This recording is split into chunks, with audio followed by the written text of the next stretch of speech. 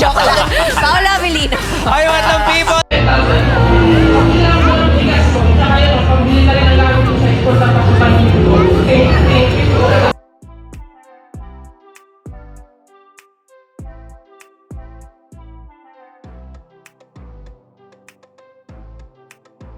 Bunot na naman ngayong araw May 23, 2024 sa It's Showtime si Kim Chiu.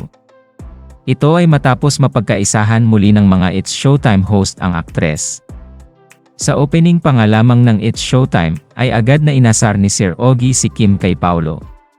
Habang nagpo-promote kasi si Kim ng kanilang out of the country show ni Paolo, ay agad na tinanong ni Ogie si Kim kung sino ang kasama nito sa kanyang mga sinabing shows abroad. Sa pagkakataon nga na ito ay dito na binati ni Kim si Paolo Avellino. Bati ni Kim kay Paolo. Si Paolo, Paolo Contis. Charot lang Paolo Avellino. Kilig na kilig naman ang Showtime host na animoy alam na alam talaga ang tunay na estado ng dalawa. Samantala excited naman na ang Kim Pao fans sa upcoming shows ni na Kim Chiu at Paolo Avellino sa abroad.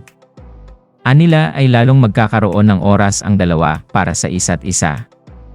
Sa kabilang banda narito at panoorin ang ilang ganap ni Kim ngayong araw sa It's Showtime.